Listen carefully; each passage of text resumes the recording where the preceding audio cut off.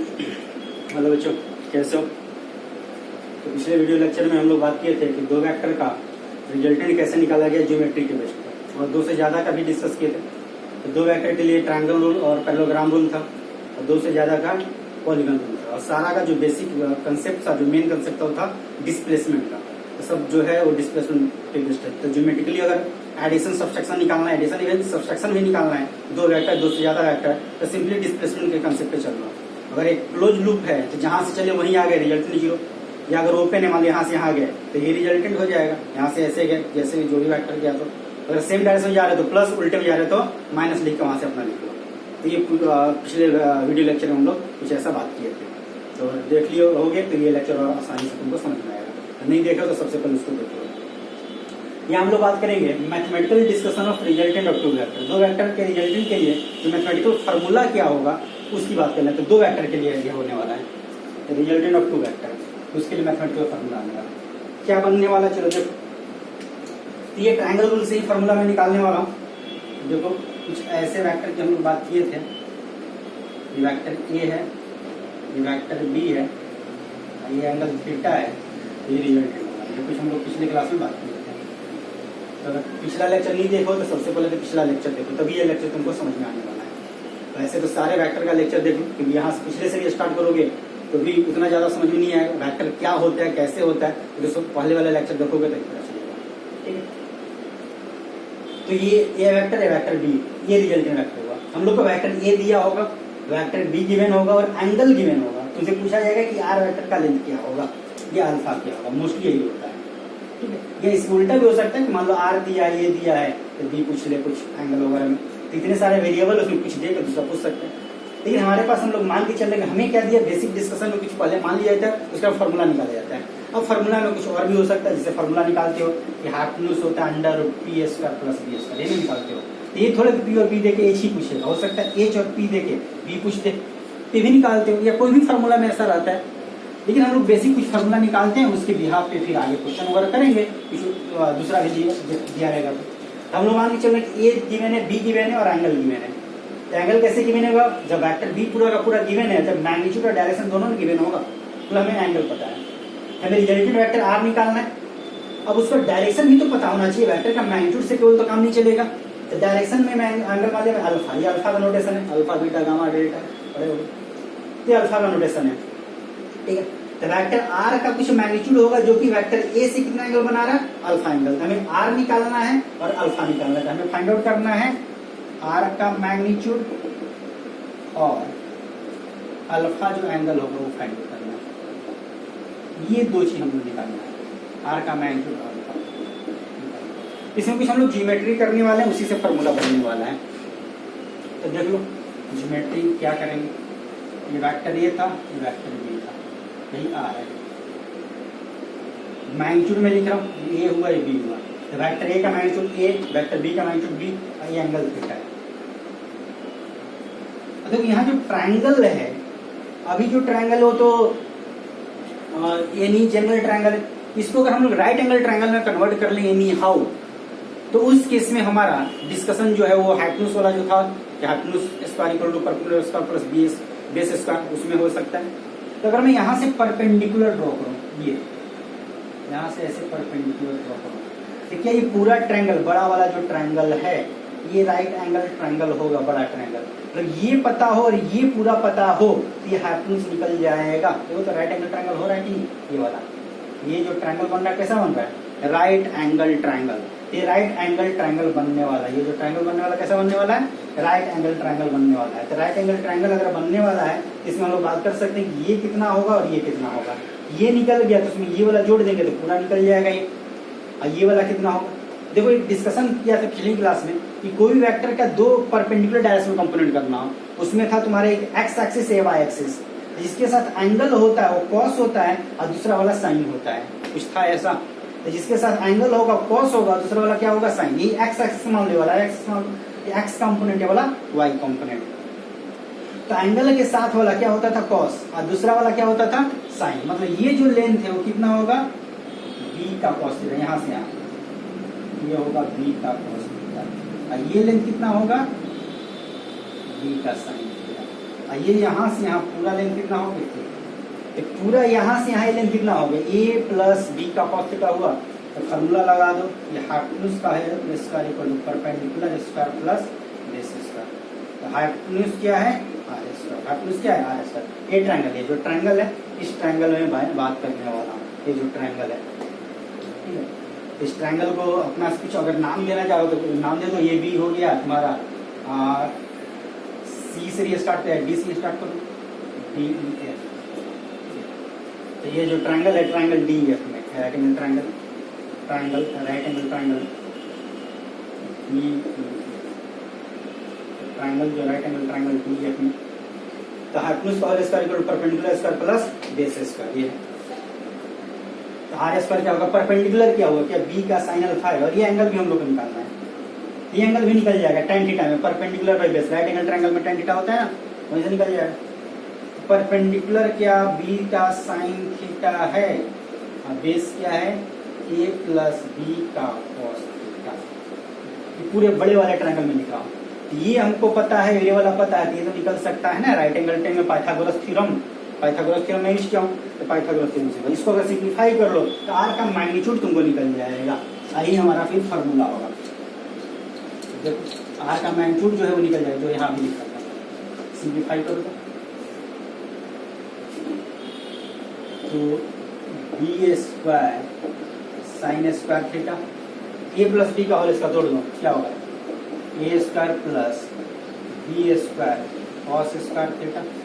ए square plus B square दोनों का square होगा प्लस 2 ए, इधर हो गया बी कॉस थीटा, है ना, होगा 2ab। ए स्क्वायर प्लस बी स्क्वायर, तो बी की जगह बी कॉस थीटा है ना, तो पूरे का स्क्वायर होगा प्लस 2ab होता है। और देखो ये जो दोनों हैं इनको एक साथ कर लो, ये B square sine square theta, B square cos square theta एक साथ कर लो, तो क्या बन जाएगा, ए स्क्वायर पहले लिख लो, B square sine square theta plus cos square theta. बहुत ही फेमस फॉर्मूला है, sine square plus cos square कितना होता है, 1 फॉर एनी गिवन एंगल। कोई भी एंगल हो, 0 डिग्री हो, 1 डिग्री हो, 10 डिग्री, 20 डिग्री, 50 डिग्री, मतलब sine square 10 degree plus cos square 10 degree, कितना होगा 1 confirm, plus 2ab cos theta. यहाँ से निकालो कितना आएगा, ये आर स्क्वायर है, आर का वैल्यू क्या होगा, under root A square plus B square, तो 1 हो गया, प्लस 2ab कॉस थीटा। ये रिजल्टेंट का वैल्यू, ये रिजल्टेंट का वैल्यू हो गया क्या, under root A square plus B square plus 2ab cos theta.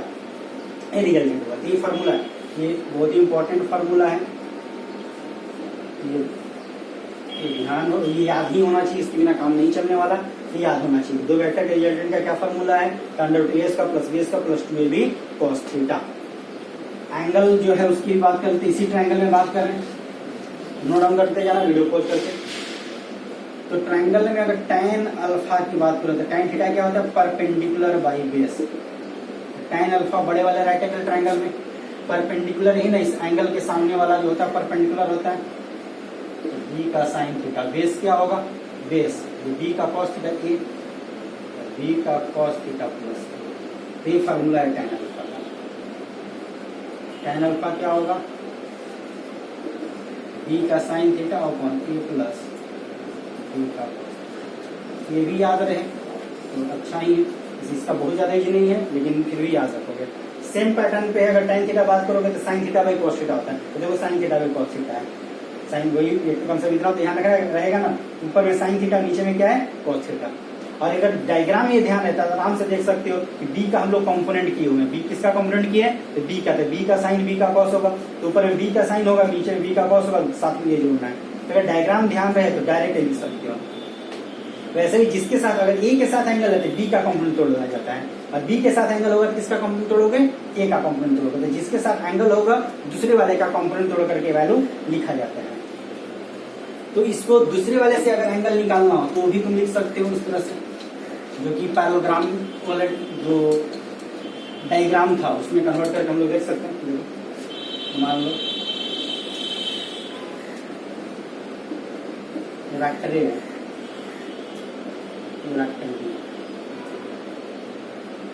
इसमें दोनों से डायरेक्शन हम लोग को पता चल जाएगा, इसलिए मैं इसको ड्रॉ कर रहा हूँ। ए के साथ यही आर का एंगल अल्फा है। ये बताया था ट्राइंगल रूल ही है, ए बी ये वाला एंगल पूरा थीटा है, ये एंगल अल्फा है।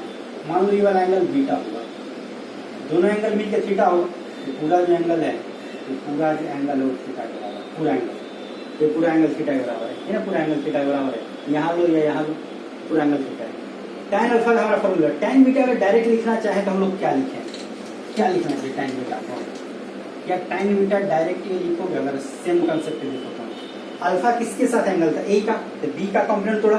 बीटा किसके साथ एंगल है, बी का, तो कंपोनेंट किसका तोड़ोगे, ए का, तो क्या लिखोगे, ए का sine theta upon B plus A का कॉस थीटा होगा। तो जिसका साथ एंगल है वो तो रहेगा एडिशन में, और दूसरे वाले का कंपोनेंट तोड़ना है। अब पैटर्न में क्या होगा, sine by cos, sine by cos, किसका साइन और कॉस, तो जिसके साथ एंगल नहीं उसका कंपोनेंट तोड़ना है, दूसरा जिसके साथ एंगल वो वही रहेगा। तो ए के साथ एंगल था तो बी का कंपोनेंट तोड़ा गया था, अब बी के साथ एंगल हुआ तो ए का कंपोनेंट तोड़ा गया, बी जोड़ दिया गया सीधे नीचे में, तो नीचे में जोड़ दिया गया। तो दोनों के साथ ही एंगल का डिस्कशन हो गया, ठीक है।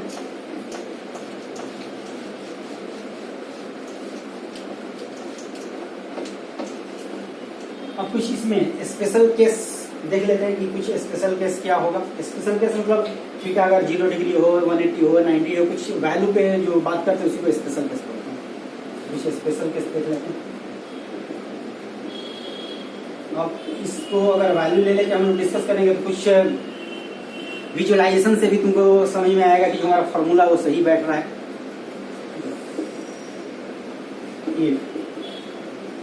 थीटा इक्वल टू 0 डिग्री, मान लो थीटा 0 डिग्री, तो थीटा 0 का मतलब क्या होगा, जिधर ए है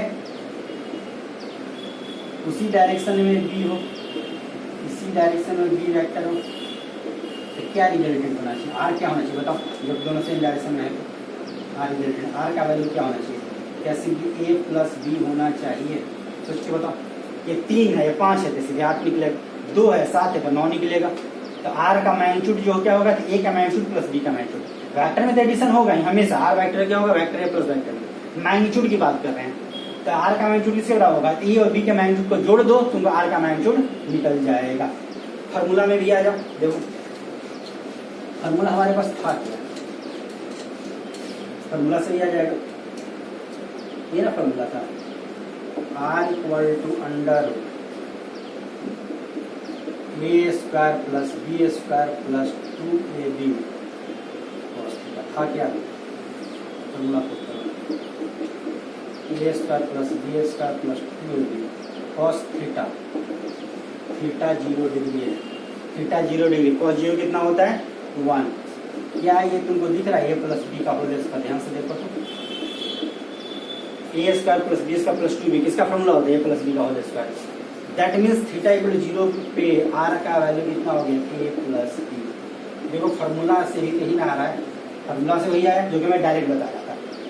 तो अगर ऐसा डिस्कशन है तो फार्मूला पुट करने की जरूरत नहीं, सीधे लिख देना है कि दोनों सेम डायरेक्शन में, सीधे जोड़ दो स्केलर के जैसा, 5 + 3 8, 2 + 7 9, 3 + 4 7, सीधे स्केलर जैसा, स्केलर जैसा जोड़ देना है, तुम्हारा आंसर आ जाएगा। यही सब केस देखने का फायदा होता है कि जो हमारा फॉर्मूला वो मैच कर रहा है कि नहीं कर रहा है, और कर रहा है तो हम लोग विजुलाइज हो जाना चाहिए। तो देखिए एग्जैक्टली मैच कर रहा है, हमें फॉर्मूला में नहीं जाना उस केस में, सीधे हमें जोड़ के लिख देना है। तो फॉर्मूला हमेशा यूज करना है, ऐसे केसेस में फॉर्मूला यूज नहीं करना। तो जहाँ डायरेक्ट हमें दिख जा रहा है वहाँ थोड़े फॉर्मूला यूज करेंगे, जहाँ नहीं होगा वहाँ फॉर्मूला यूज करेंगे। तो कोई और एंगल होगा जिसमें हमें डायरेक्ट डिस्कशन नहीं हो पा रहा है तो हम फॉर्मूला यूज करेंगे। देखिए और कोई कौन एंगल में डायरेक्ट हमारा डिस्कशन होने वाला है, जैसे 180 डिग्री, उसमें डायरेक्ट हो जाएगा। क्या होना चाहिए 180 में बताओ, थीटा इक्वल टू 180,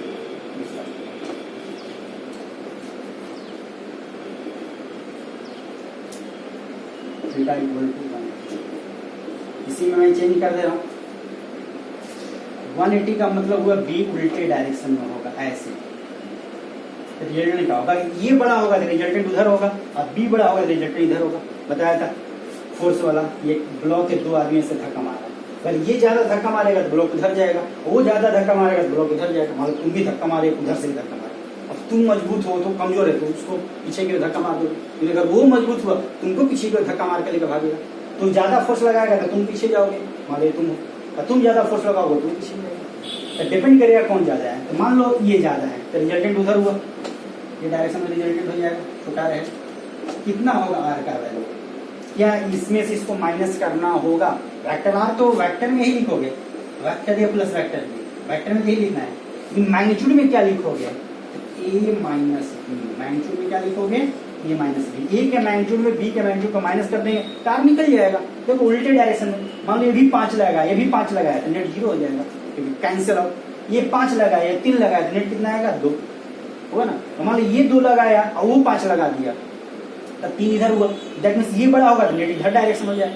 मैं मान चलो ये बड़ा है तब उधर होगा, ये बड़ा होगा तो इधर हो जाएगा। अब देखो फॉर्मूला में theta 180 degree, theta 180 degree, cos 180 कितना होता है? -1। कॉस 180 कितना होता है? -1। ये फॉर्मूला क्या बन गया? यहाँ से -2 भी हुआ, अगर लिखना चाहो तो एक लाइन और लिख लो, A square plus B square minus 2 है क्या? ये फॉर्मूला है A square plus B square minus 2। तो क्या ए माइनस बी का होल स्क्वायर है तो क्या हो जाएगा? अब इसमें मॉडुलस लगाते हैं। देखो थीटा 180 पुट कर दिए तो -1 हुआ तो माइनस यहाँ आ जाएगा, ए स्क्वायर प्लस बी स्क्वायर -2 में भी उसी में मैं चेंज किया हूँ, तुम अलग से लिखना, उसमें मत मिटाने लगना, ठीक है। जब माइनस यहाँ हुआ तो -2 भी, ए स्क्वायर प्लस बी स्क्वायर -2 भी, किसका फॉर्मूला होता है? ए माइनस बी का होल स्क्वायर होता है क्या? तो ये माइनस बी होगा, अंडर रूट से हट जाएगा, स्क्वायर अंडर रूट से हट गया। अब मॉडुलस इसलिए लगाया है क्योंकि ये बड़ा है कि बी बड़ा है हमें पता नहीं है। तो ए बड़ा होगा तो ए माइनस बी, अब बी बड़ा होगा तो बी माइनस ए, है ना, होता है मॉडुलस का कंसेप्ट। तो ये बड़ा हुआ, अगर इस डिस्कशन में if A greater than B, R का वैल्यू हो जाएगा ए माइनस बी, और if B greater than A, R का वैल्यू हो जाएगा बी माइनस। ये इसका मॉडुलस का मतलब होता है, मॉडुलस का ही मतलब होता है। आर ए माइनस बी हो सकता है, बी माइनस ए भी हो सकता है, डिपेंड करेगा कौन बड़ा, और उसके ऊपर डायरेक्शन होगा। बी बड़ा होता है डायरेक्शन रिजल्टेंट का इधर होगा, ए बड़ा होता है डायरेक्शन उधर होगा। तो इस डिस्कशन हम लोग आगे फार्मूला लगाने वाले नहीं है, डायरेक्ट लिखने वाले हैं। उल्टे डायरेक्शन में तो देख लेना कौन बड़ा है, जो बड़ा है उसके डायरेक्शन में होगा, और एक से दूसरे को माइनस कर देना, बड़े से छोटे को माइनस कर देना, और बड़े वाले के डायरेक्शन में। तो ये स्पेशल केस का ऐसा फायदा होता है कि आगे हम लोग को टाइम बचेगा। 180 डिग्री हो गया। तीसरा 90 डिग्री आते हैं, वो भी डायरेक्ट यूज करने वाला है। 90 डिग्री वाला नोट डाउन करो। 90 डिग्री वाला जो तुम्हारा वो पाइथागोरस थ्योरम जो डिस्कशन था उसमें होने वाला है। राइट एंगल ट्रायंगल जो भी मैं यूज कर रहा हूँ पाइथागोरस थ्योरम, उसी पाइथागोरस थ्योरम पे 90 डिग्री वाला डिस्कशन होने वाला है। देखो 90 डिग्री डिस्कशन पाइथागोरस थ्योरम पे कैसे बनने वाला है।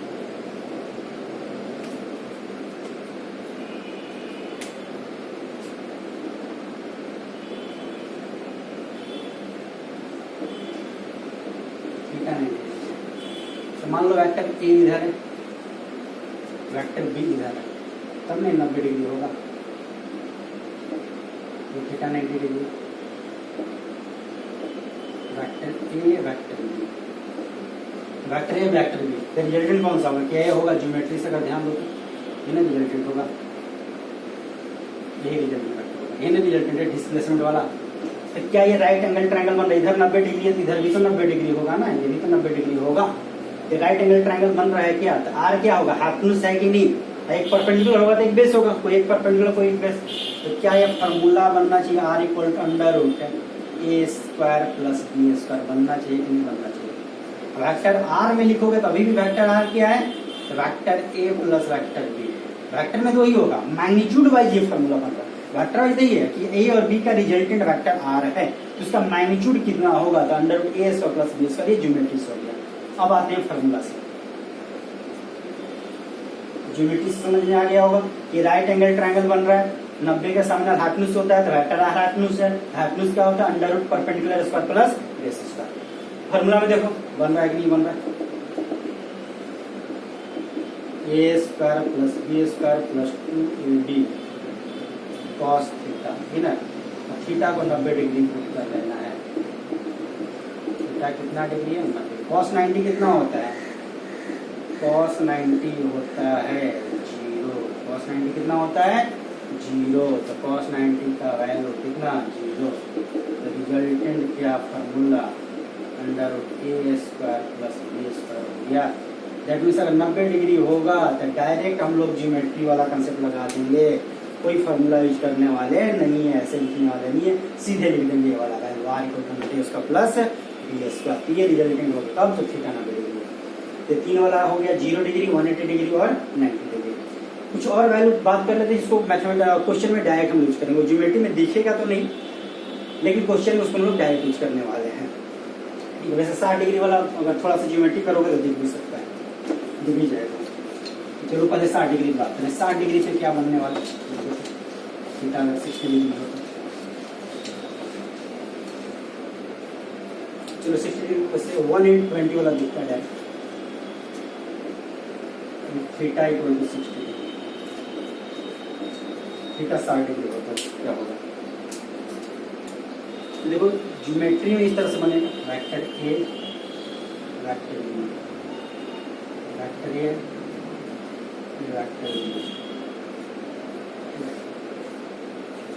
और इसमें साथ साथ एक चीज और लेने वाले हैं, and A equal to B, और बी बराबर है, ये चीज तब जाके इस फार्मूला का कोई फायदा होता है, अदरवाइज केवल 60 डिग्री का फार्मूला बनाने से कोई फायदा नहीं होता। ये और भी बराबर हो, मैग्नीट्यूड में मतलब दोनों लेंथ बराबर हो और एंगल जो है 60 डिग्री के बराबर है, मतलब ये एंगल 60 डिग्री है, ये आगे प्रोसीड करोगे ये एंगल कितना है 60 डिग्री, यही रिजल्टेंट हुआ, ये लेंथ कितना होगा, ये लेंथ हम लोग को निकालना है, ये वाला लेंथ कितने बराबर होगा। तो फॉर्मूला निकाल लो, आर इक्वल टू क्या, under A square plus B square plus 2ab cos 60 होगा कि नहीं। तो cos 60 कितना होता है पता होगा, बी भी ए के बराबर है, ए और बी है, ए इंटू ए स्क्वायर हो गया। cos 60 कितना होता है 1/2 होता है क्या, कितना हो गया ए square plus A square plus A square हुआ, ए square plus A square plus A square, तो 3a स्क्वायर, तो 3 को बाहर करोगे तो रिजल्टेंट किसके बराबर हो जाएगा, ये भी फॉर्मूला याद रखो। ये वो सब याद नहीं रखना तो देख के बता सकते थे, लेकिन इसको याद रखना होगा। ये और भी बराबर हो, एंगल 60 डिग्री हो तो कितने बराबर होगा, √3a के बराबर होगा। डायरेक्ट इसको हम लोग यूज करेंगे तो ये √3a के बराबर आएगा रिजल्टेंट। ये कभी कभी क्वेश्चन में तुम्हें टाइम बचा देगा, ऐसा याद रहेगा तुम्हें डिस्कशन जो एग्जाम में टाइम बचने वाला है, ये फायदा है। तो आप जो होगा किसके बराबर होगा, √3a के बराबर होगा। कब, जब एंगल ए और बी के बीच में कितने के बराबर हो, 60 डिग्री के बराबर हो। उसको इस तरह से भी ड्रॉ कर सकते हो, वेक्टर ए वेक्टर बी, यही 60 डिग्री है पूरा, तो ये पैराग्राम से रिजल्टेंट मिलेगा। तो ये भी मैग्नीट्यूड और बी भी मैग्नीट्यूड ए के बराबर है। बी किसके रहते हैं, रिजल्टेंट उस केस में क्या होगा, बी भी किसके बराबर है, ए के बराबर। तो बी जो है वो भी ए के बराबर है, तब उस केस में रिजल्टेंट कितना होगा, √3a के बराबर होगा। रिजल्टेंट होगा √3 कब, एंगल 60 डिग्री, तो ये ध्यान है बी ए के बराबर हो, एंगल 60 डिग्री, तो रिजल्टेंट कितना होगा, √3a के बराबर होगा। इसमें हम बात कर लेते हैं अगर 120 डिग्री हो तो क्या होगा।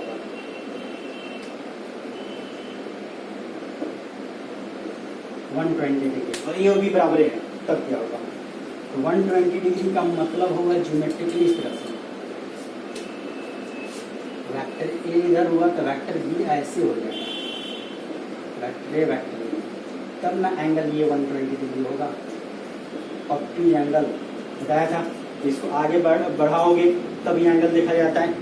ये थीटा हुआ तो 120 डिग्री, तो ऑप्टिक एंगल बनना चाहिए, ऐसे करके 120 तो नहीं लिख सकते हो। तो ये रिजल्टेंट हुआ, ये तुम्हारा रिजल्टेंट। इसका वैल्यू क्या होगा, इसको ज्योमेट्रिकली भी निकाल सकते हो। कैसे निकाल सकते हो बताता हूँ, पहले मैथमेटिकली निकालो। ये हो जाएगा तुम्हारा cos 120 डिग्री। cos 120 डिग्री क्या होता है, प्लस की माइनस वही रहता है, लेकिन 1/2 नहीं रहता, लेकिन माइनस में रहता है। तो प्लस 1/2 की जगह क्या लिख दोगे, -1/2। तो ये क्या हो जाएगा, -a स्क्वायर। ये कितना आ जाएगा, a स्क्वायर। तो रिजल्टेंट कितना आ जाएगा, a। तो रिजल्टेंट तुम्हारा कितना आने वाला है, ये भी एक इंपॉर्टेंट डिस्कशन फॉर्मूला बनने वाला है कि जब ए और बी बराबर हो और एंगल 120 डिग्री हो तो रिजल्टेंट भी उसी के बराबर आता है। तो रिजल्टेंट जो होगा उतना ही होगा, जितना ए होगा उतना ही बी होगा। अगर ए और बी दोनों बराबर है और उनके बीच का एंगल 120 डिग्री है तो रिजल्टेंट उतना ही होगा। पॉलीगन में इसको इस तरह से ड्रॉ कर सकते हो, पॉलीगन रूल ये है, बी ऐसे है,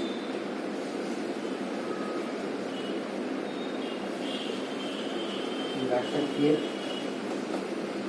वेक्टर बी, ए हुआ और बी जो है ए के बराबर है, ये रिजल्टेंट होगा। रिजल्टेंट जो आएगा ये रिजल्टेंट का वैल्यू जो है ए के बराबर होगा, तब ये एंगल 120 डिग्री। और चूंकि ये दोनों बराबर है तो एंगल भी बराबर बराबर बचेगा, ये 60 डिग्री होगा, ये भी 60 डिग्री होगा। एंगल बराबर बराबर बटने वाला है, दोनों 60-60 डिग्री वाला है। तो ध्यान रखना है कि बी ए के बराबर है, ये एंगल 120 डिग्री है, तो रिजल्टेंट किसके बराबर होगा, ए के बराबर। तो रिजल्टेंट जो होगा ए के बराबर होगा, और ये रिजल्टेंट बीचों बीच जाने वाला है। कोई भी दो में अगर ये दोनों बराबर हो तो रिजल्टेंट हमेशा बीचों बीच ही जाने वाला है, तो रिजल्टेंट हमेशा बीचों बीच जाएगा, दोनों बराबर होगा। उसको चलो ज्योमेट्री से देखो, यहाँ पे देखो उसी को मैं इधर रीअरेंज कर रहा हूँ। वेक्टर ए हुआ और वेक्टर बी जो है वेक्टर ए और वेक्टर बी इधर है, यही रिजल्टेंट ये ना हुआ। ये ए के बराबर है, बी भी किसके बराबर, ए के बराबर है। ये एंगल 120 डिग्री है, ये एंगल कितना हो गया, 60 डिग्री होगा क्या। और देखो ए के सामने वाला एंगल कुछ थीटा मान लिया गया, कुछ बी के सामने वाला भी थीटा ही होगा, क्यों, क्योंकि ये दोनों बराबर है, तो एंगल सामने वाला बराबर होगा। तो 2 थीटा प्लस 60 डिग्री क्या 180 डिग्री होगा, तीनों एंगल का सम। क्या थीटा यहाँ से आ जाएगा 60 डिग्री, देखो तो थीटा 60 डिग्री में लोग क्या इक्विलेटरल ट्रायंगल हो गया। इक्विलेटरल ट्रायंगल में तीनों साइड बराबर होता है, आर क्या जो है ए के बराबर होगा, तो रिजल्टेंट का वैल्यू कितने बराबर होगा, ए के बराबर। आर किसके बराबर आने वाला है, तो आर जो आने वाला वो ए के बराबर आने वाला है। ये तुम्हारा हो गया 120 में, तो 120 का हो गया। इनमें एक जनरल फार्मूला में बात करने वाला, जब थीटा जो है सिंपल थीटा पे, किसी भी थीटा पे और भी बराबर हो, तो उसके लिए एक फार्मूला में बात करने वाला हूँ, तो इसको नोट डाउन करो। तो बात करने वाला हूँ, उसके बाद क्वेश्चन वगैरह हम बात करेंगे नेक्स्ट जो वीडियो लेक्चर होगा उसमें। इसमें और स्पेशल केस बात कर लेते हैं।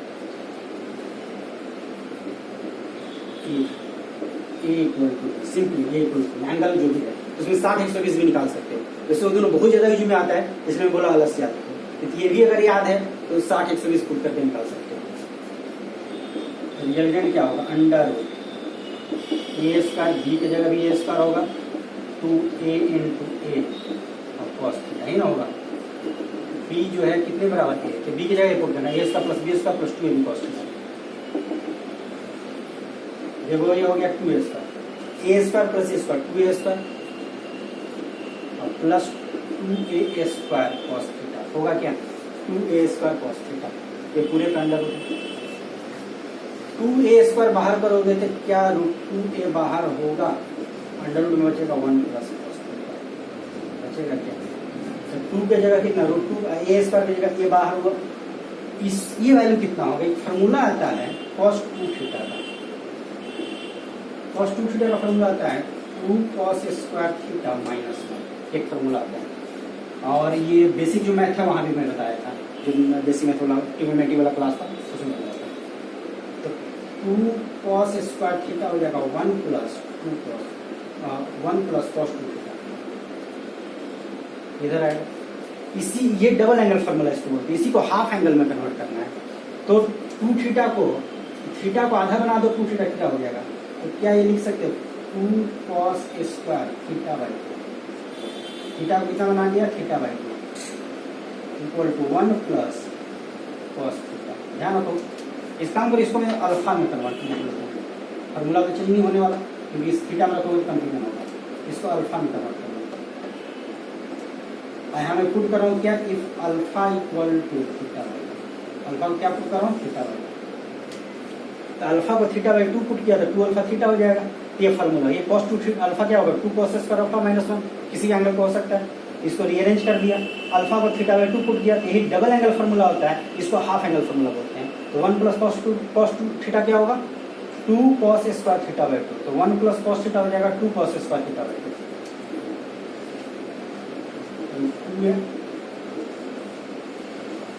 2 कॉस स्क्वायर थीटा बाई 2 होगा क्या, यहाँ से फिर रूट 2 बाहर कर लो, रूट 2 हो जाएगा कॉस थीटा बाई। यही रिजल्टेंट का फाइनल फार्मूला है, कितना है, तो रूट 2 हो जाएगा, तो 2a कॉस थीटा बाई 2। तो one of the important formula इसे 60 डिग्री वाला और 120 डिग्री वाला दोनों निकल जाएगा। तो निकाल के ट्राई करके देखना कि आ रहा है कि नहीं आ रहा है। एक बार 60 फुट करना, तब एक बार थीटा के साथ तो 30 हो जाएगा। एक बार 120 फुट करोगे तो 60 हो जाएगा। निकाल के देखना दोनों फार्मूला मैच कर रहा है कि नहीं कर रहा है। तो ये कुछ स्पेशल केस हुआ। और इसमें जो रिजल्टेंट होगा, ये रिएक्टर ए हुआ, ये रिएक्टर बी हुआ, और बी जो है ए के बराबर है, तो रिजल्टेंट हमेशा बीचों बीच होगा। तो ये भी θ/2 होगा, ये भी θ/2 होगा। ये रिजल्टेंट का फॉर्मूला है आर का। और रिजल्टेंट हमेशा दोनों से बराबर एंगल पे होगा, क्योंकि ये वैल्यू बराबर है, ये एंगल भी बराबर होगा। ये तुम्हारा डिस्कशन होगा एडिशन ऑफ टू वेक्टर पे। जो फार्मूला था उनमें कुछ स्पेशल केस था, कुछ उसमें भी फार्मूला निकल के आया ये वाला, ठीक है। तो जो मेन फार्मूला वो याद रखोगे, √a² + b² + 2b², और दूसरा ये भी याद रखोगे तो 30-60 वाला, जो 60 वाला 120 वाला वैसे ही हो जाएगा।